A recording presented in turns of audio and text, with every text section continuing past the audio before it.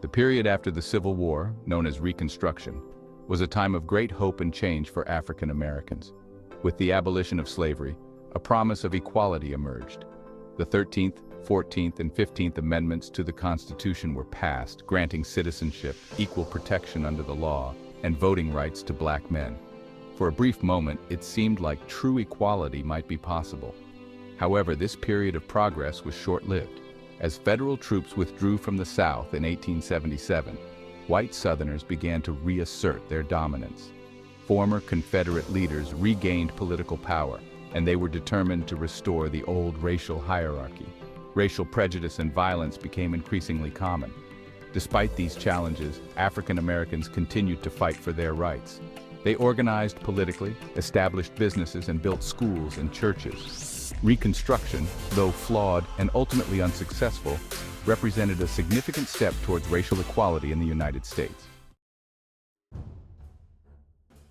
In 1875, Congress passed the Civil Rights Act, a landmark piece of legislation aimed at guaranteeing equal treatment for African Americans in public accommodations.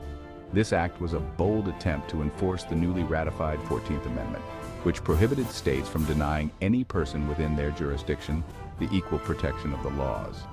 The act outlawed discrimination based on race, color, or previous condition of servitude in places like hotels, theaters, and transportation. This act symbolized the hope and determination of the Reconstruction era.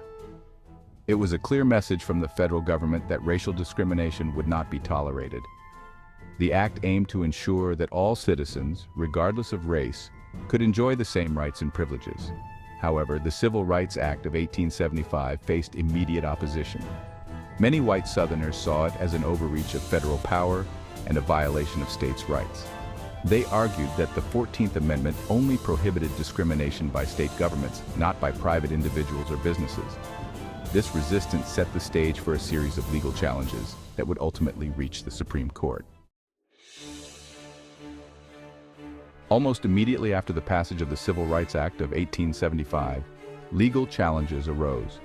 White business owners determined to maintain racial segregation refused to comply with the law. They argued that the act was unconstitutional and infringed upon their right to operate their businesses as they saw fit. These cases, which became known as the civil rights cases, slowly made their way through the court system. One of the most notable cases involved the Grand Opera House in New York City, where an African-American man named Edwin Booth was denied entry. Another case involved a group of black passengers who were refused service at a hotel in Topeka, Kansas.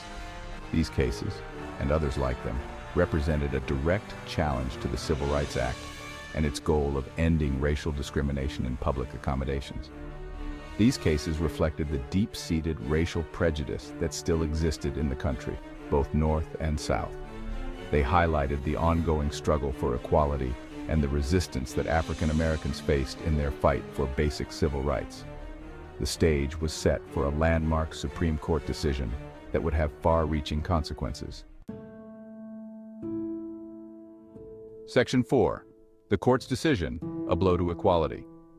In 1883, the Supreme Court delivered its decision in the civil rights cases, ruling the Civil Rights Act of 1875 unconstitutional. The justices argued that the 14th Amendment only prohibited discrimination by state actors, not by private individuals or businesses. This decision stripped the federal government of its power to protect black citizens from private discrimination. The decision sent shockwaves through the nation. It was a major setback for the civil rights movement and effectively legalized segregation in many areas of American life. Section 5. The Rise of Jim Crow, Segregation Takes Hold.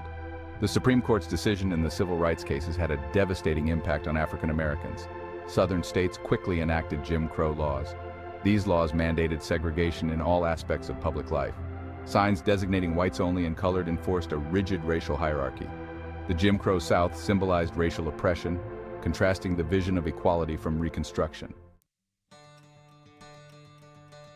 Section 6. A Lasting Legacy, the Fight Continues. The civil rights cases of 1883 represent a dark chapter in American history. The Supreme Court's decision dealt a severe blow to the fight for racial equality.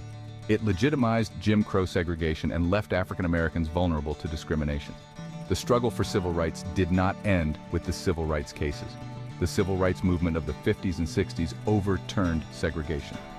The fight for equality is an ongoing process requiring constant effort and commitment.